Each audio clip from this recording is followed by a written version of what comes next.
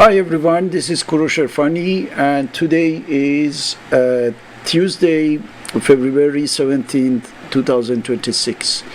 I'm going to talk about the possibility of having the war between the United States and Iran getting closer and closer because after having a few rounds of negotiations that was mainly and essentially useless because we knew that there won't be any outcome.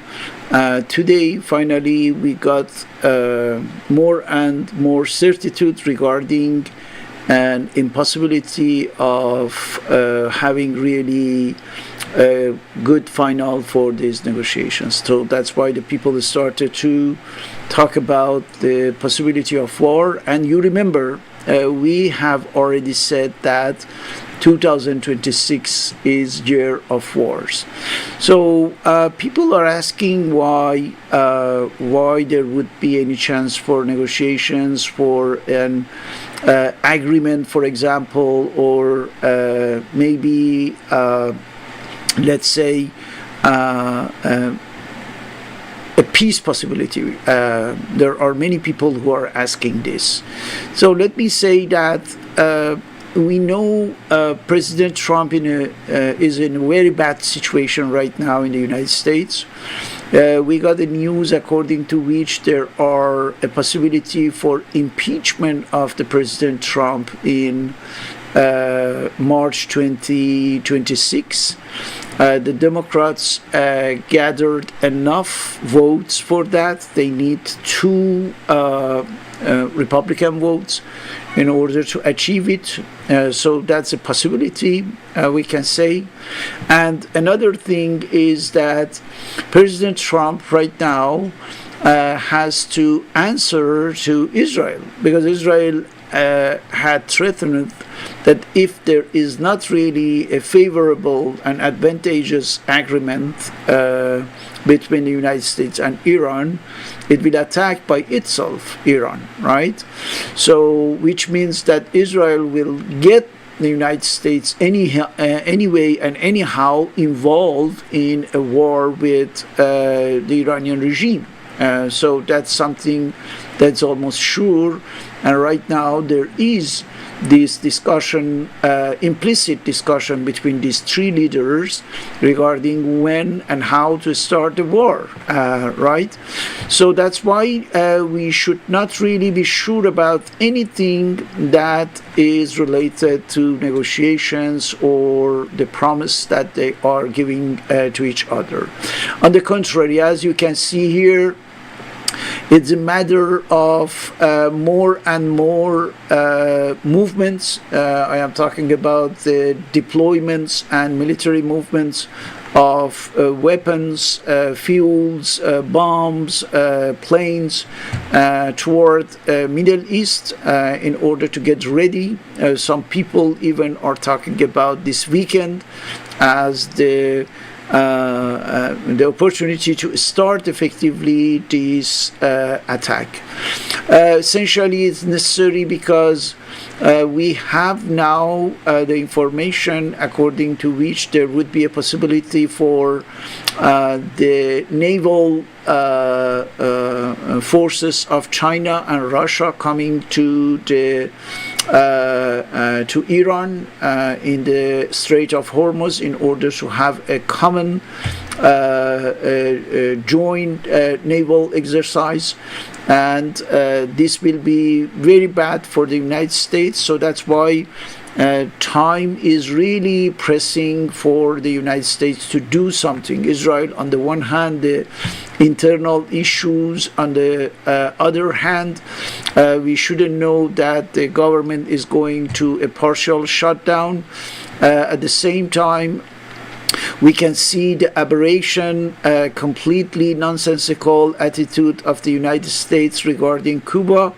President Trump is telling us that they are doing what we can call a humanitarian threat, which means that it is not a matter of oil or whatsoever, but just making an embargo in order to kill the people if necessary until they surrender, right? Until they give up, and we take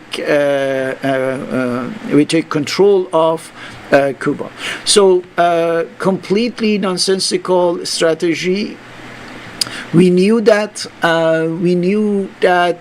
the strategy of the United States won't be anything but just more and more war, because Israel set it up, and of course there won't be any possibility for the United States to do differently. So that's why I repeat my prediction for 2026. That would be war starting with a with a huge war in the Middle East with Iran. That would be the starting point of a set of war.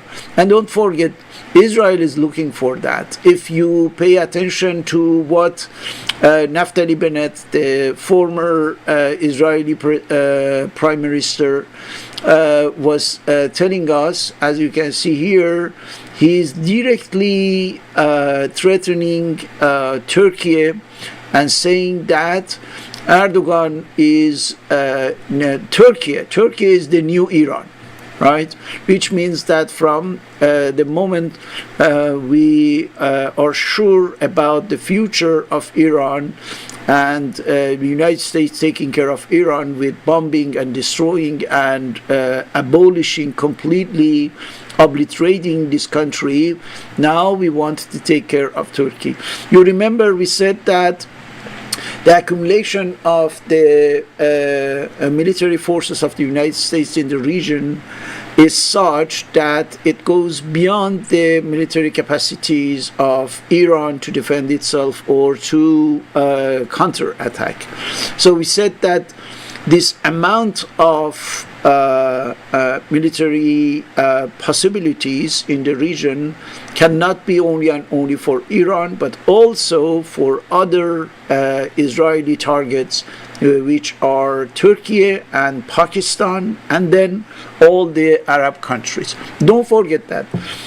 According to what we have already said, as long as you have an entity that is called Israel under the control of the Zionists, if one day, I don't know which progressive force take over in Israel, that would be something else maybe, but for now we are talking about an entity that is set to start the Third World War, and you can be sure that Israel won't have any other projects, nothing, absolutely nothing, but waging war, waging more war, occupying completely Gaza, then the West Bank, then bombing completely Lebanon, and then occupying completely Syria and going toward Iran in order to destroy the whole Middle East, and from that going toward other countries, as I told you, Central Asia, South Asia, and so on, so that it can establish the global Zionist supremacist governance, right? That's the idea, because they are the chosen people of God, and their God wants only and only war. So that's why we cannot imagine any other fate, any other future, any other outcome for the humanity but war, destruction, massacre, genocide, slaughtering, as long as an entity that is called the Zionist entity of Israel exists, right? Unfortunately, and this is what is going to happen until the whole world can find a solution to take care of that. So I don't see that in the coming decades, right? So there is only one possibility right now through the war that Israel and the United States are going to trigger.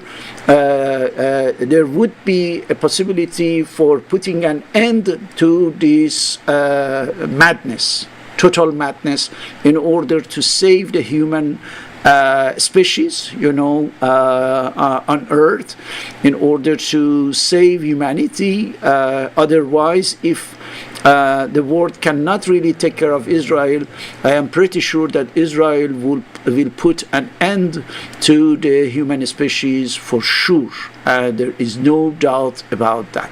We are going to talk about that more, but get ready for the deadliest war of the 21st century for now, at least for the beginning of the second quarter of the 21st century. The deadliest and the bloodiest war is coming. Thank you.